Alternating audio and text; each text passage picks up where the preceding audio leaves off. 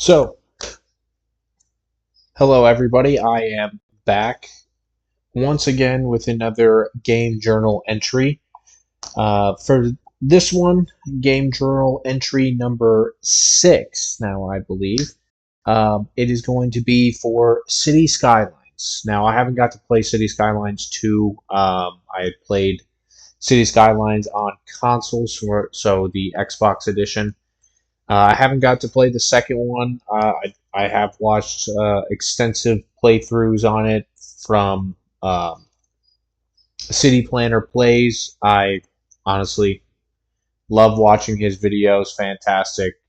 There's really nothing better than to actually learn from a person who was specifically a city planner doing these kinds of things because it makes everything look a lot better, a lot more organic, and make a lot more sense. When I play the game, I guess I will have to say I do generally care more about how the city looks and big buildings and all of that. So there's a ton of different play styles of this game, which I love, and the creativity can show. So that's what I love most about this game. So again, what we're going to be talking about is City Skylines and City Skylines remastered. So um,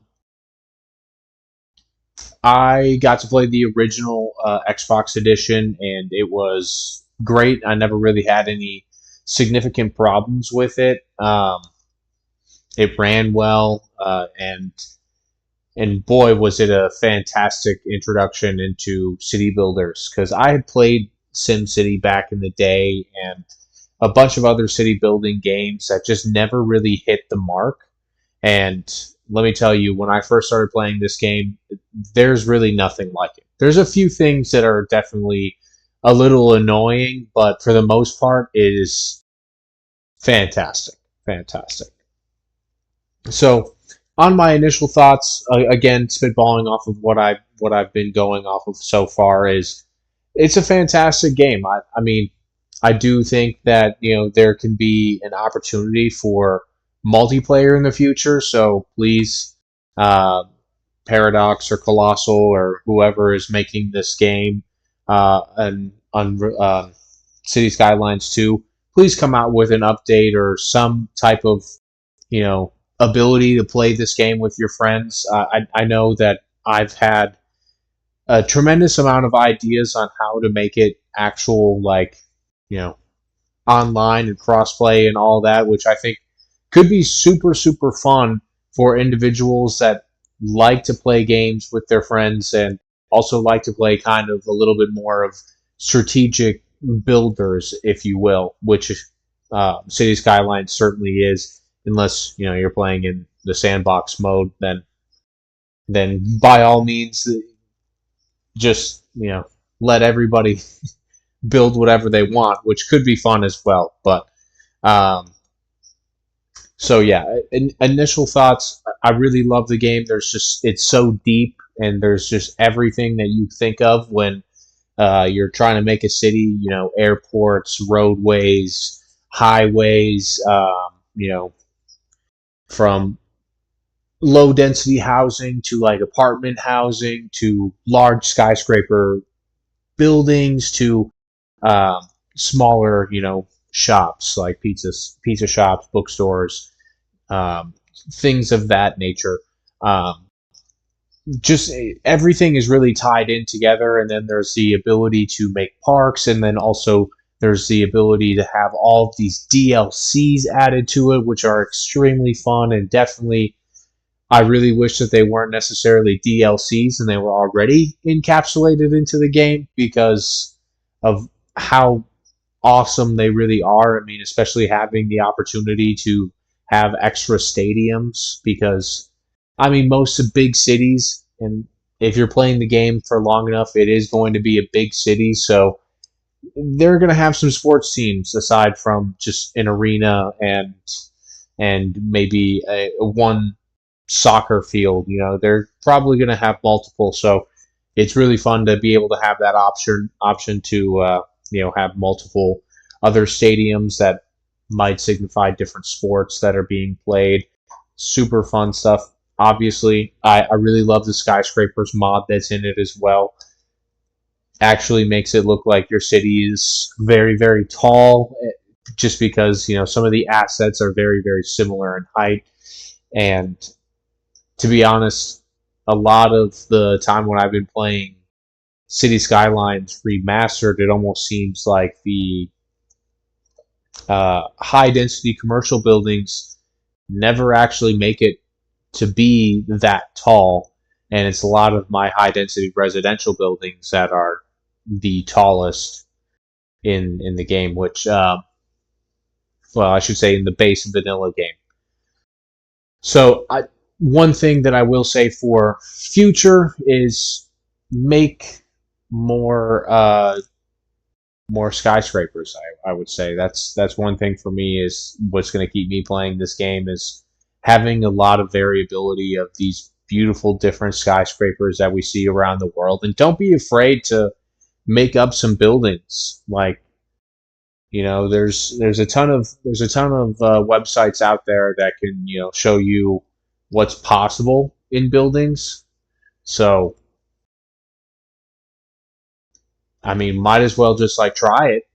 I mean, also this is a game. Some things don't have to be exceedingly realistic. Maybe there's some cool other buildings that we'll see. I mean, obviously, when I play the game and you have those monuments and all of that, it's very, very interesting how they look compared to the rest of the buildings. Kind of almost look like they're futuristic or alien of some sorts, which brings me to the point of don't be afraid to, mix it up, bring in some new buildings, some buildings that like maybe were scrap projects in real life, maybe they are projects in real life. Like, maybe in some ways you can add part of a line, like the Saudi Arabian line. I'm not sure if it's in Saudi Arabia. I think it is.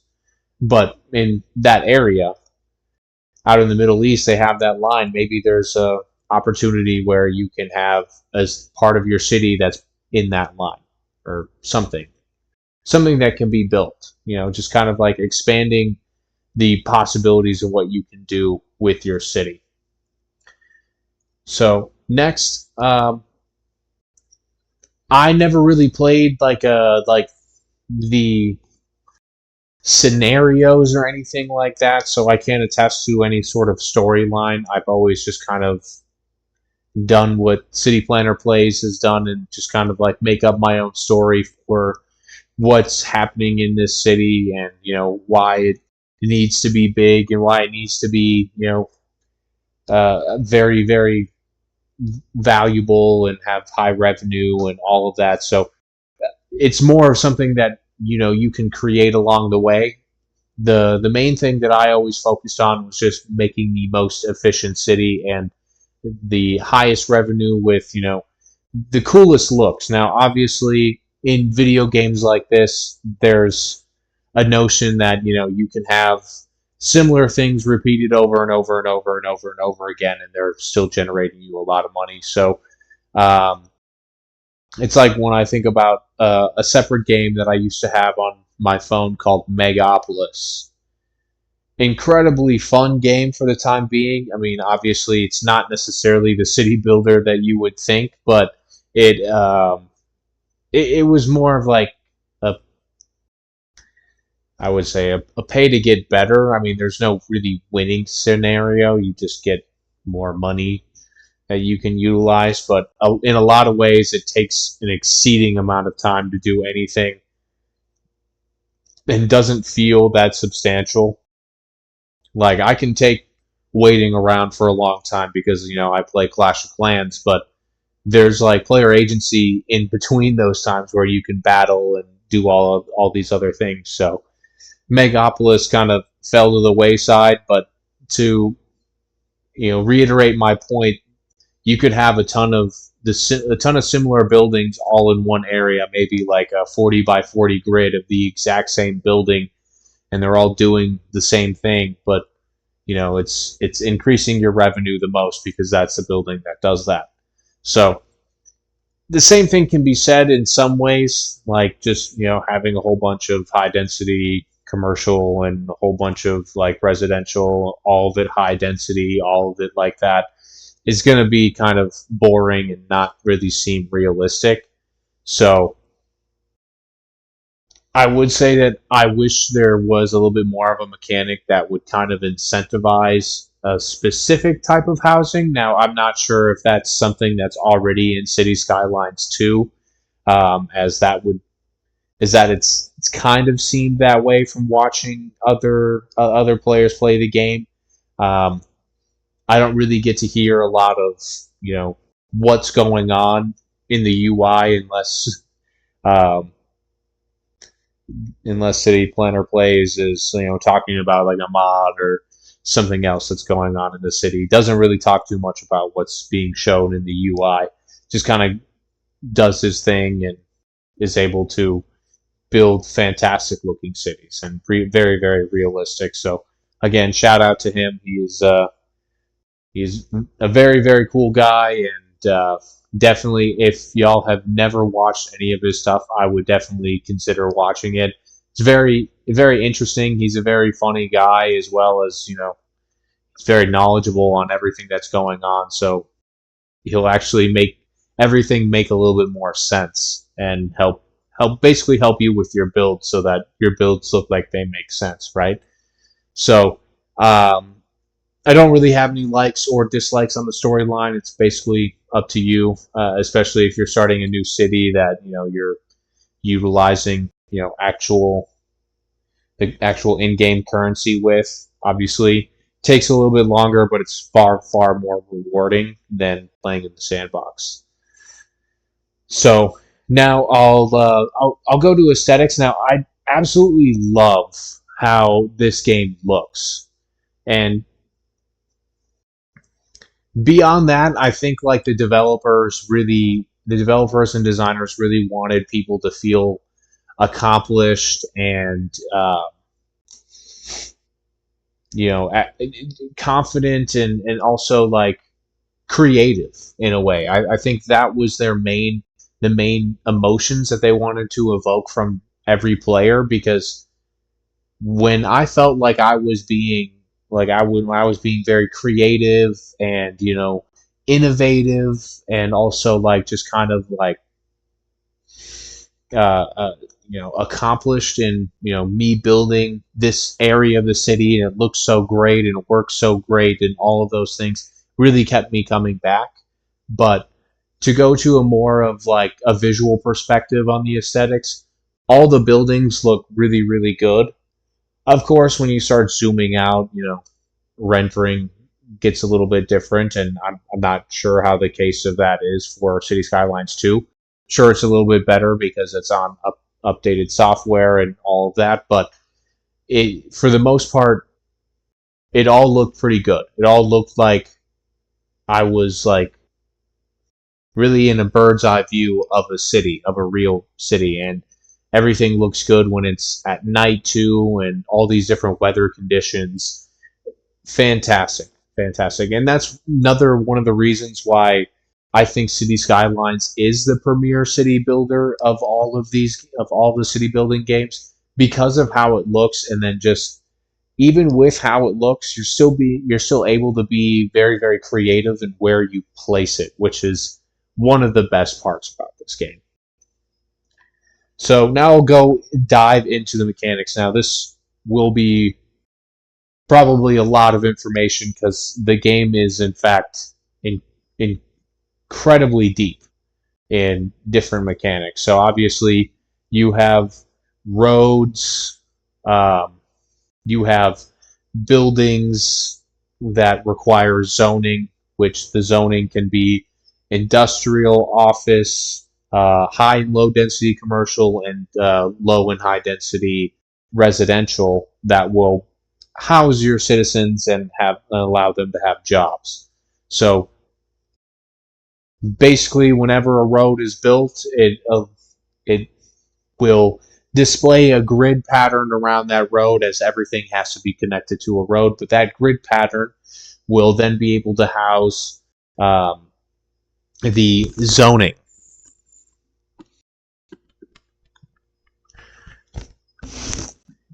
and obviously everything is almost contingent upon residential. If I were to say the most important thing to have in your city, it would be residential.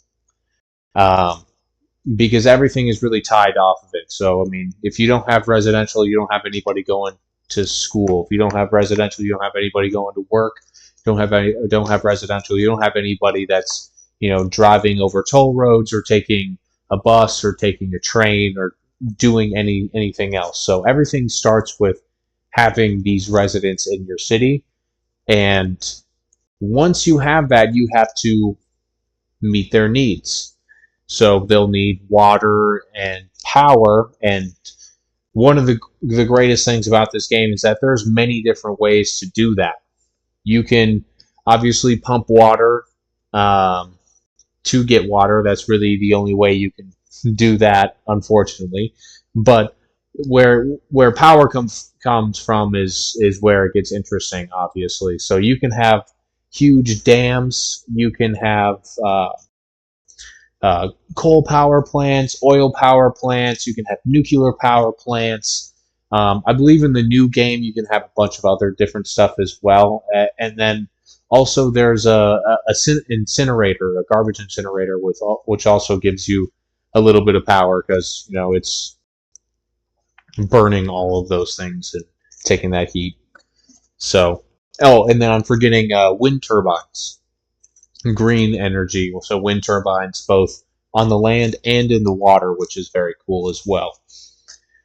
So all of those will generate some amount of power. The nuclear power plant is going to be give the most, aside from the fusion power plant, which is a monument that you can get later into the game after certain requirements are met, which they're met with these kinds of special buildings, if you will, or unique buildings.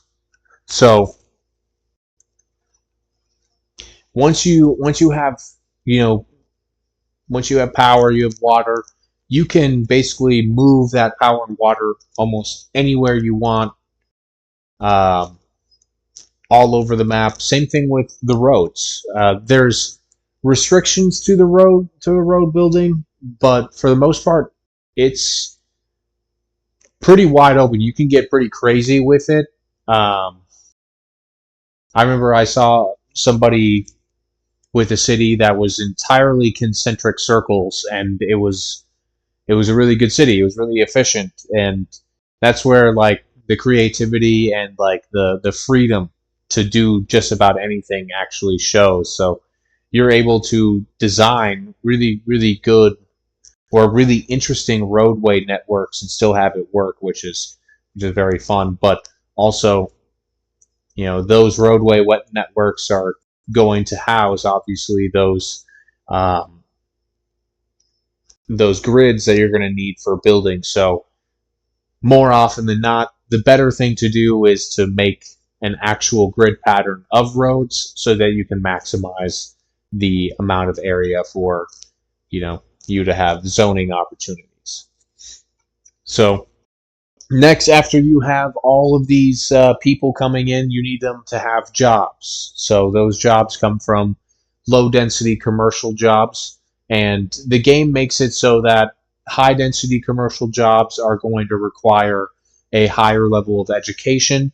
So you need to, in fact, bring schools in, and there will be elementary schools, middle school, sorry, not middle schools, high schools, and then universities, as well as you can establish public libraries, which will also increase the overall knowledge of the citizens in the city as well. So the way that the original City Skylines worked is that it would cover a certain area of the roads that were connected to it. So for elementary schools, it would have this shadow over a very very small area. Uh, High schools would be a larger area. Universities would be a much larger area. And then the DLC when you get the campus stuff, That's going to establish over a much, much wider area, but still not cover the entire map. So that's why they give you the opportunity to have three different um, universities in the city. But you know, um, the one thing I will say I didn't like, and um, I know it's because they want to have the best possible performance in the game, but the amount of tiles that you can have in the base game is way too little. It almost feels like you're making a very, very small city, like something that's just not really going to be that grandiose. Like I would, I would say the city that I would be able to build with only 9 tiles would feel smaller than Minneapolis for sure. And that doesn't make me feel like, oh, like I've accomplished something because there's only you know a few million people in my city. Maybe like I want to have a large vast area that I can utilize and make it look like something like New York or um, Beijing or Shanghai or any one of the massive cities that are out there, like Paris as well. Massive cities, that's what people want to build. And of course, they'll have to understand that, everything that's in the game will have to be managed after that. But for the time being, that's what everyone really wants to build, right? I mean, who wants to really build a small city? I mean, sure, they might want to, but they might want to do it in a small area and then have another small city somewhere else, so it almost looks like they're actually somewhat interconnected, things like that. So going back to the mechanics and how everything works, like once you have the people and you have the schools and they're getting educated, then they can have these jobs, get better jobs. But then the uneducated individuals in the city will normally go into industrial jobs. Now you need the industry, and you need to be smart about where you place industry, because industry is going to cause pollution. And then you have like separate little sectors of industry that will get you oil, um, ore, uh, like lumber, and then also farmland. So each of those sectors will get you a new unique product that could be utilized or sold, and it basically just diversifies what you can do with the industry. Normally, general industry is going to be the biggest one that you need, because that will supply the rest of the city with the materials that they need to actually sell, and then you actually increase revenue. So having a good foundation of a lot of industry to bring into the city is going to help the city grow. So when it's vice versa and you have a lot of shops and they don't have a lot of things, they're going to go out of business because they don't have anything to sell. So you need a high level of industry to support that.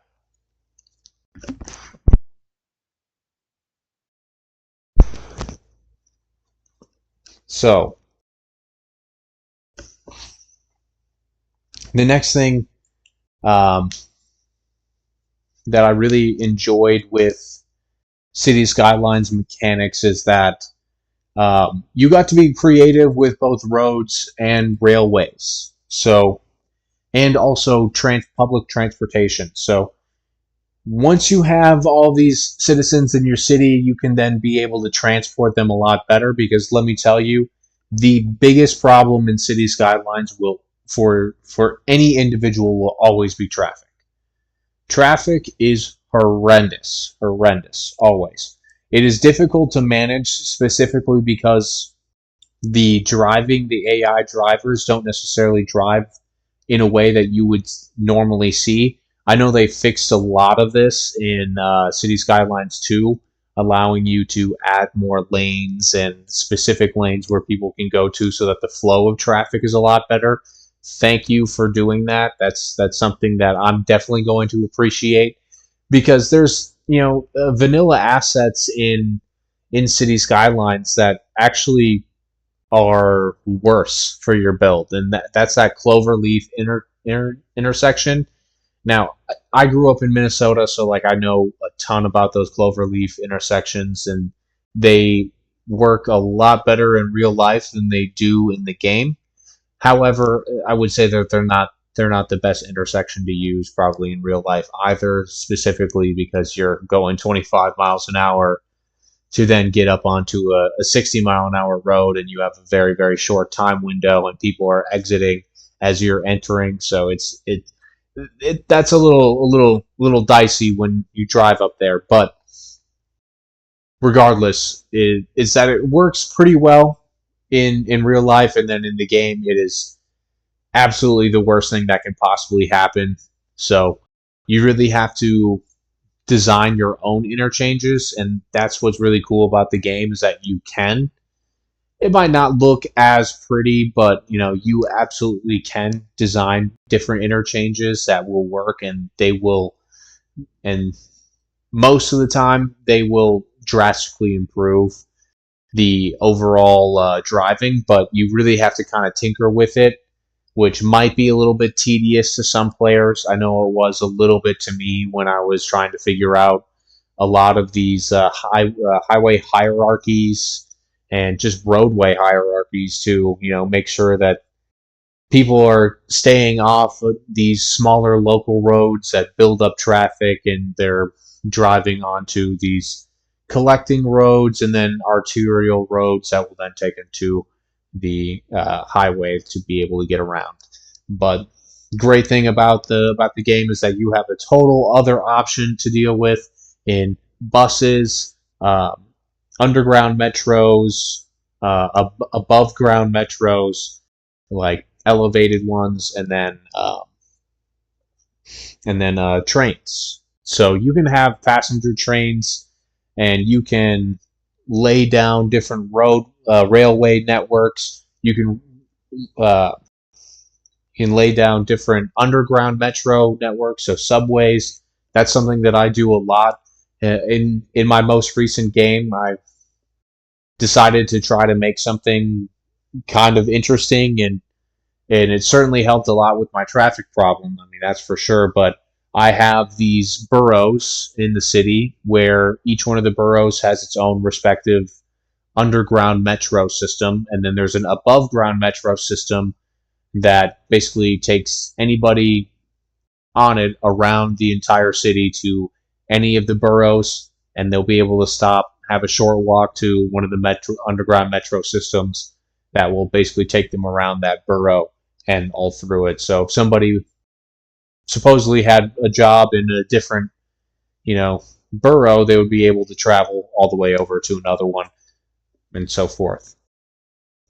So that's insanely fun.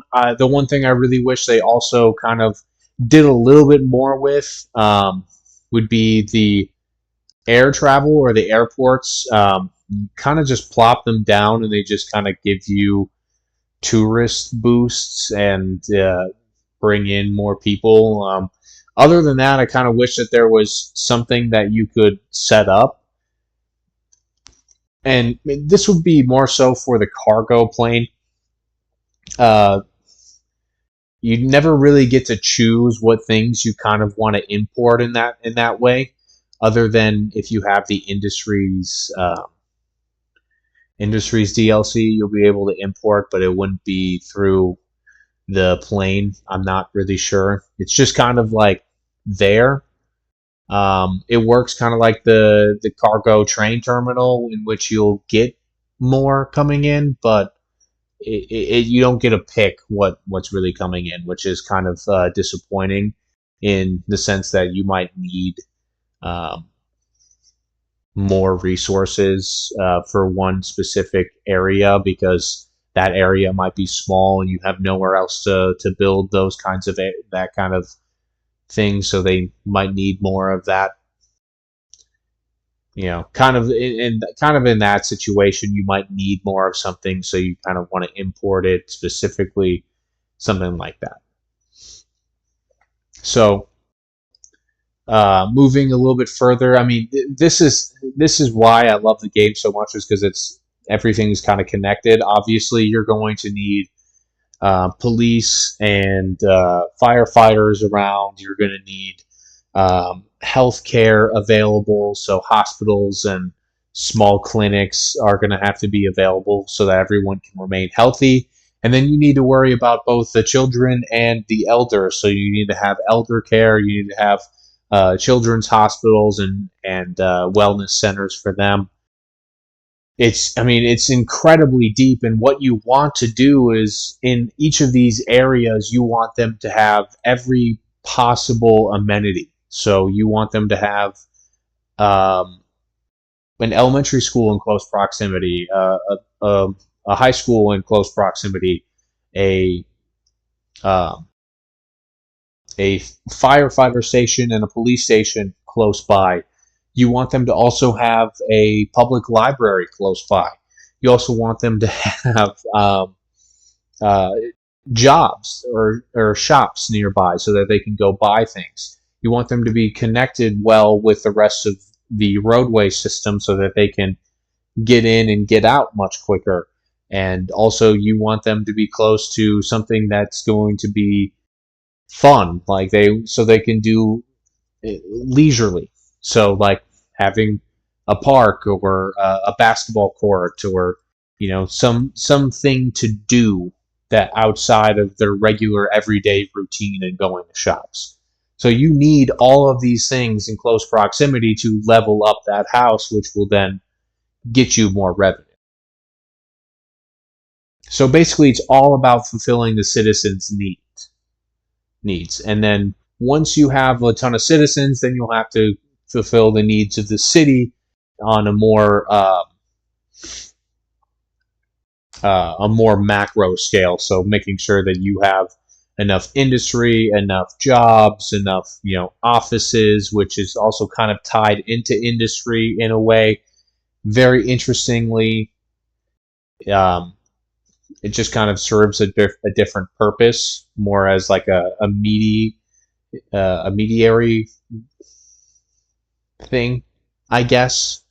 Never really quite understood. All I knew was that it was part of industrial. So I if I didn't want to have more smokestack buildings, um, I could use the office buildings.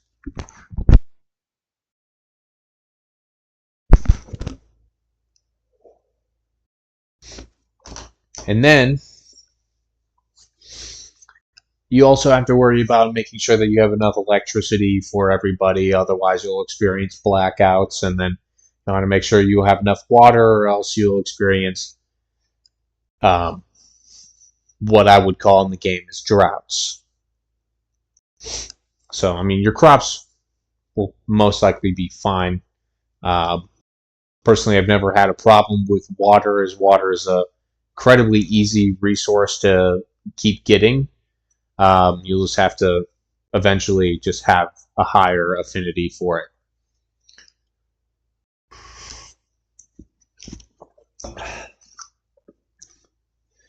So beyond that, I mean, the movement mechanics, I guess, on the controller were pretty good.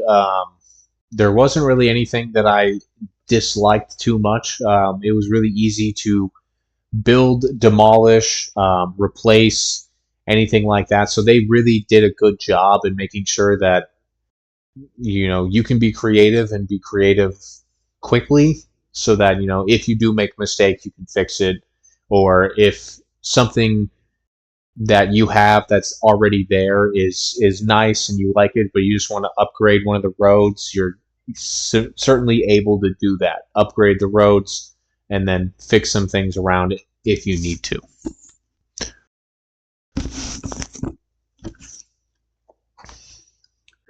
So the dislikes on the mechanics, it's more about the AI, I guess I would generally say, and just how they drive the traffic situation. It's always a big problem.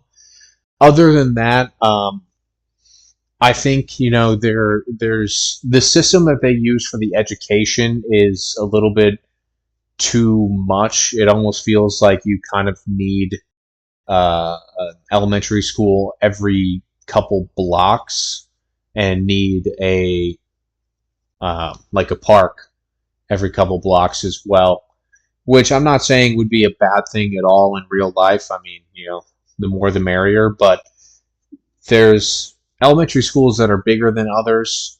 So I kind of like the idea of what they did with City Skylines 2 and kind of building extensions onto those as the city grows, because more than likely you're not going to make a second elementary school if you already have an elementary school there. You're probably going to add on to it so that more people can go to it, which makes a lot more sense because I would say in real life, uh, actually, it was one of the things when I was a kid.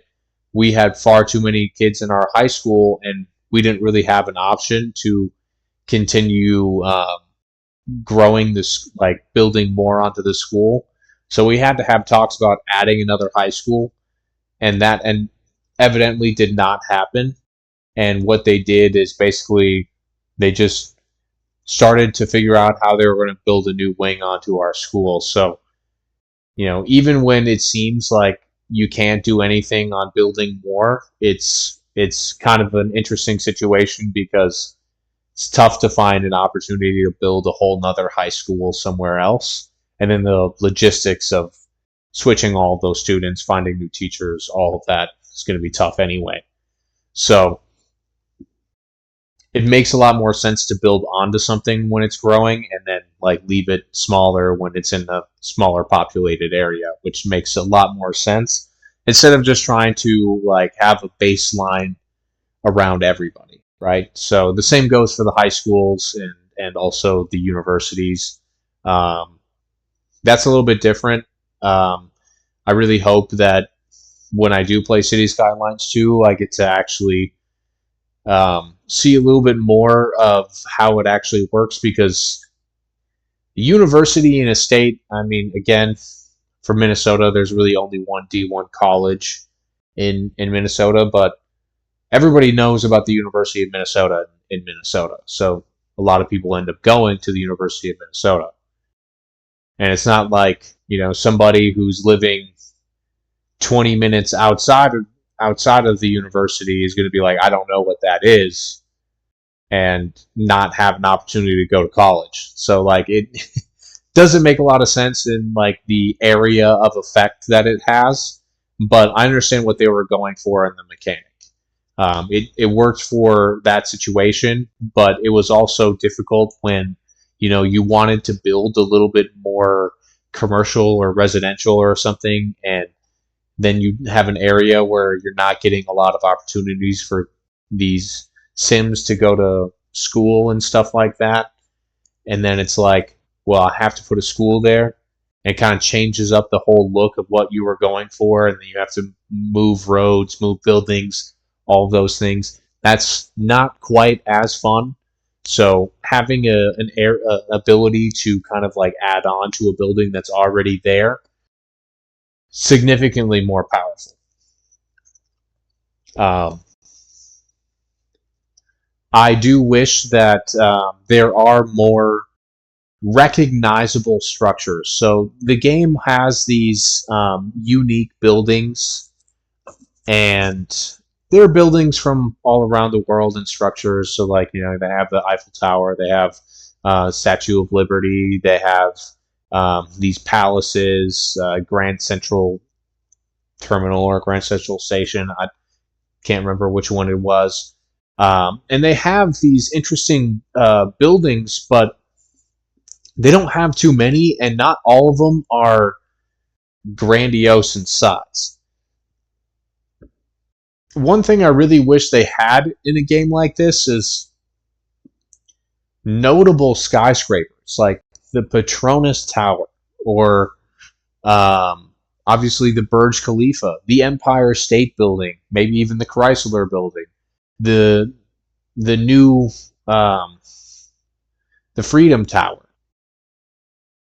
It's just like they don't have these historical buildings that can be placed, and maybe it's maybe it's for some rights reasoning or something. I'm not entirely sure on that, but it's something that could be really, really beneficial to put into new games and just having more lifelike buildings and just, the buildings that you see around, and then also maybe having some buildings that are, possible plans that never really got to be done. Um, those types of things that, things that were supposed to be built but then just didn't end up happening, probably because of funding reasons.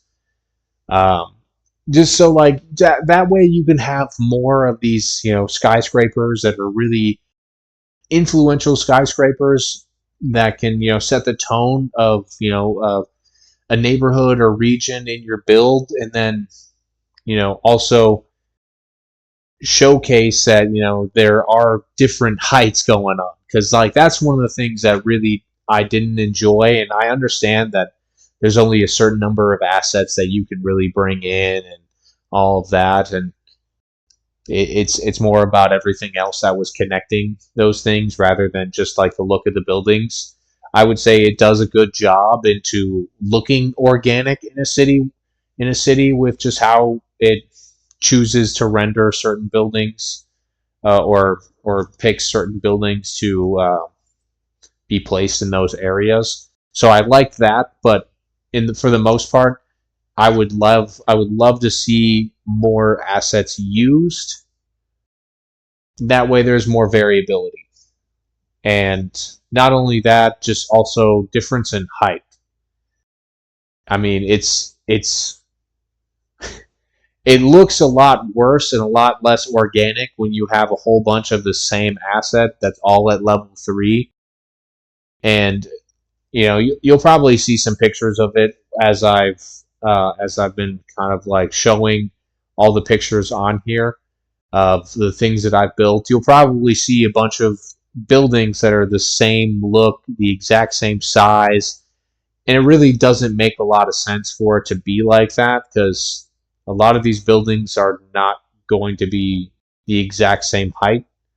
That almost never happens in real life, because there's some like city ordinances where you can't build a building that's taller than said building, or you can't build a building within 10 floors of said building, or within, a certain amount of city blocks of said building, or in certain areas. There's a whole lot of policies and like different things that are going on with building those.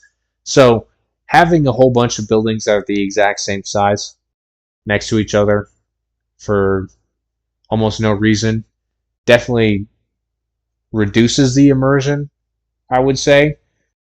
But maybe that's something that was fixed going into City Skylines 2. Again, that's something I haven't been able to play yet. I've only been able to watch, so bear with me on that one.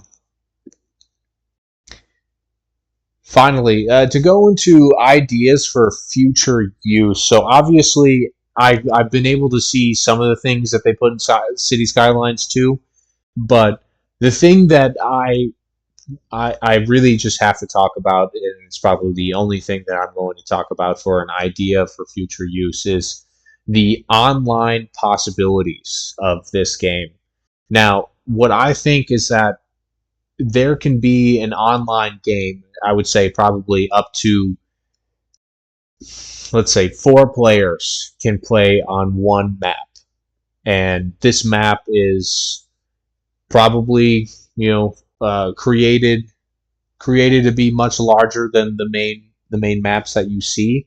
So, and maybe there's only 4 or 5 different map options at the very, very beginning of when this rolls out. That way, you give a little bit of variability, but it's basically just taking one of your maps that you already have that's existing, maybe changing some things up a little bit, and then just expanding it a little bit larger so that each player gets an adequate region. And with that, it would be fantastic to be able to, with, again, up to 4 people, so even if it's 2, the game would already automatically divide the land in a specific orientation. So you can have it be from north south, east west. If you wanted to go, south southeast to northwest or southwest to northeast, you can do that too. I would say that there shouldn't be any problem with doing that. But then as that happens, basically make them almost like two separate cities and allow trade of resources between them so that players actually have to establish trade routes in the best possible manner. And that might be through railroads, but if you only have one, it's going to get clogged up. So maybe you're going to need more and all of that. Same with like actual roadway networks, because I would say this map should start off with almost no highway, or maybe just one, and then one player will basically build out on their side. The other player can build out on their side until such a time where they actually um, get further enough into the game where they buy all the tiles that they have on their side and then have the ability to work with the other player to then build on both sides. So essentially, they both actually have to work separately and then can work together as the game moves on. So as maybe players get more money, or they have higher level buildings, or they need more resources in a way that they need to trade a little bit better, situations like that, that would be fantastic. Now, not only that, imagine if we got this onto a much, much larger scale as well, where you're playing with not only just your friend, but then you can also trade with other people's cities that they're building with their friends. So there could be a list of all of these different cities that are looking to import, export. They're looking for um, all these different things to happen. They're trying to get these resources that they might need, or they need more power or something, or maybe their landscape doesn't have that much oil, so they need to import more oil. And what do? They go to this marketplace where everybody else's city is, and they can see who's selling this oil and selling it for the best price for them so that they can manage their economy. And when players end up conjoining their cities, which will happen at later on into the game, when that happens, you can also, I would say, you should also be able to not conjoin cities, but evidently that can happen where you can join cities together, and then basically both players' economies become one economy, and both players will have to deal with it then. So this allows for players to, one, be able to cooperatively play with another friend, but also have the ability to engage with other players in the community who are playing online. Also, if they're playing with one or more other, well, I should more than one other individuals, such as 3 or 4 people in total, um, it could be a situation where 3 people join together into the city and one person doesn't. And there would have to be some sort of rewards and positive and negative effects for doing either of those options. But it would be, I wouldn't say it would be advantageous. It would just be depending upon your preference as to what you wanted to do with that. So maybe when you're not with another city, you have more leeway on all of these policies that are possible to generate more revenue. And when you're a larger like megapolis city, the ability to have all of these smaller policies won't exactly work because of the morale of citizens or citizen happiness, or just with the sheer size of the individuals that are living there. So that it could be a situation much like that.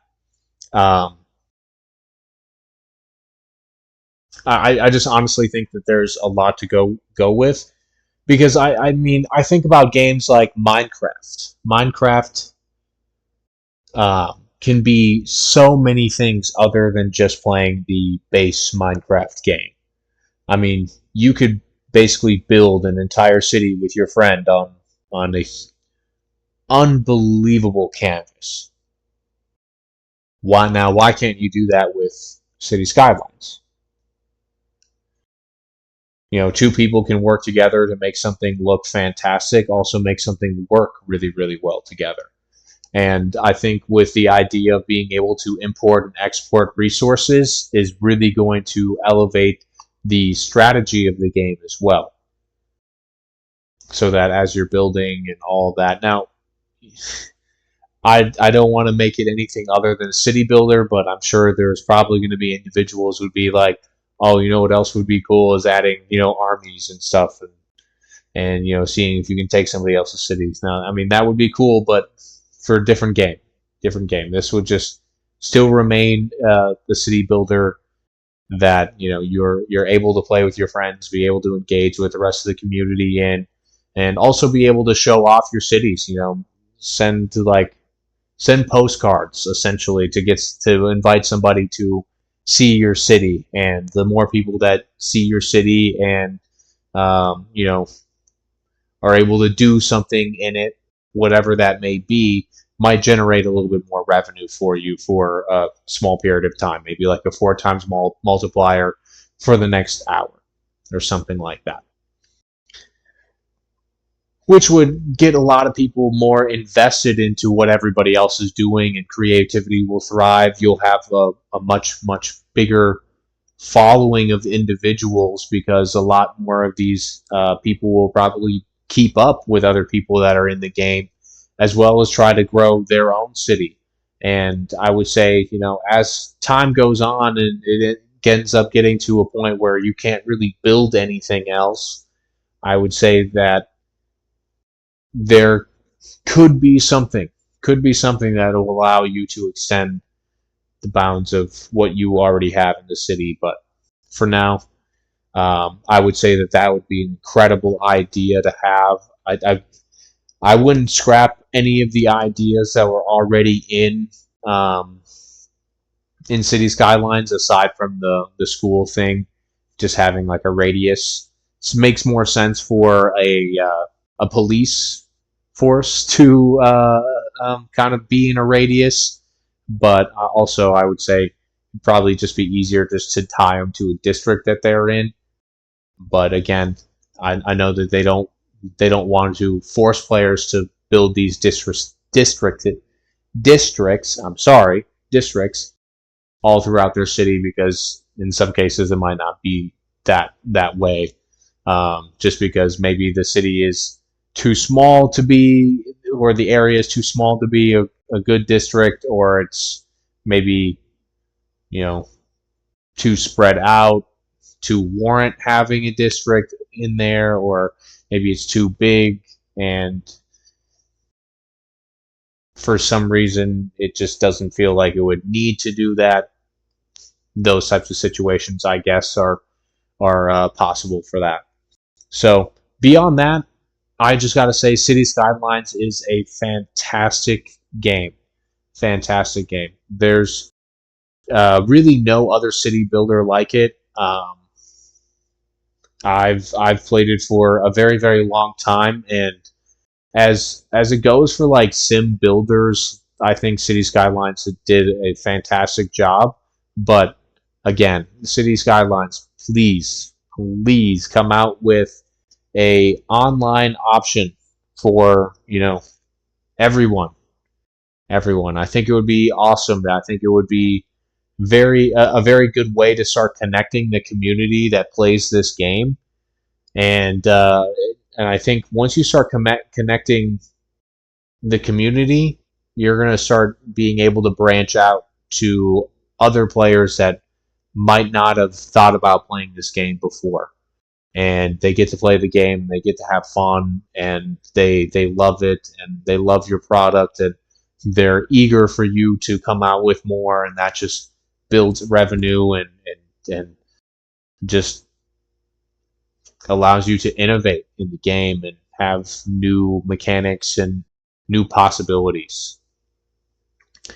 So, to all of those that are watching, City Skylines is definitely a great game. It's on Xbox Game Pass. The remastered version is what I would suggest. It allows you to utilize all 25 tiles that are in each map. So a lot more fun. It does say that it's going to affect performance of the game. I've built on probably 3/4 of 25. Haven't really had a problem yet. So I guess we'll see. But for now, thank you so much for watching. If you enjoyed the video, please leave a like and subscribe. I'll be making many more of these videos as the weeks go on. Just trying to catch up. For now, I was just working a lot on my game design degree, so didn't really have too much time to be able to talk about games with y'all. So I'm glad I was able to do that today. And hopefully I will catch you in the next one about the game Planet Coaster. Anyway, thank you so much for watching, and y'all have a good one.